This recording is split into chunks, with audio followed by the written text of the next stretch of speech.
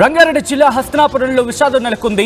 ఆర్థిక ఇబ్బందులతో మహిళా కానిస్టేబుల్ మరణానికి పాల్పడింది. నాగోల్ పిఎస్లో విధులు నిర్వహిస్తున్నారు దీపిక అనే మహిళా కానిస్టేబుల్.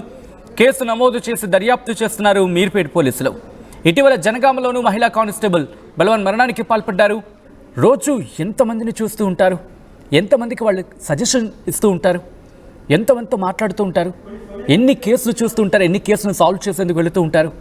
అలాంటిది ఒక కానిస్టేబుల్, అందున మహిళా కానిస్టేబుల్.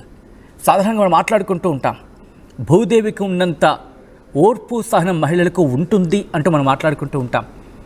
ఏమైందమ్మా, ఎందుకు ఇటువంటి నిర్ణయాలు తీసుకుంటున్నారు, ఇటువంటి నిర్ణయాలకు ఎందుకు దిగాల్సి వస్తోంది? ఆర్థిక ఇబ్బందులా, ఏవైనా శాశ్వతంగా ఉండిపోతాయా అనే అంశానికి సంబంధించి ప్రస్తుతం చర్చ జరుగుతున్నట్టు అర్థం చేసుకోవచ్చు. ఇందుకీ ఆ ఆర్థిక ఇబ్బందులు ఏంటి, ఏం జరిగింది?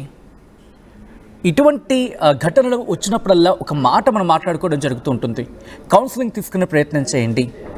ఎందుకంటే మీరు చనిపోతే ఆ ఇబ్బంది అక్కడితో వెళ్ళిపోతుందా, మీ వెంట ఉన్నవాళ్ళకు కూడా వెళ్తుందికా?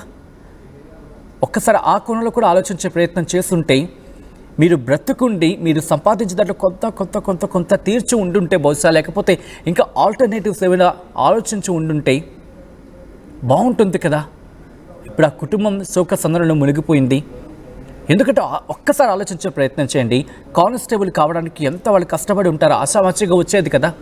అందులో ప్రభుత్వ ఉద్యోగం, అందులో మహిళా కానిస్టేబుల్ ఎంత కష్టపడి ఉంటారు, ఎన్ని కలలు కడ ఉంటారు. అలాంటిది ఈరోజు ఆ కుటుంబానికి ఆమె లేదు అన్న విషయం ఒక్కసారిగా గుండెను పిండేస్తోంది వాళ్ళని. సదరు ఇన్ఫ్యాక్ట్ సగటు మహిళా కానిస్టేబుల్ కథలను చూసినప్పుడు వాళ్ళు కూడా ఈ అంశానికి సంబంధించి చర్చించుకుంటున్నారని అర్థం చేసుకోవచ్చు.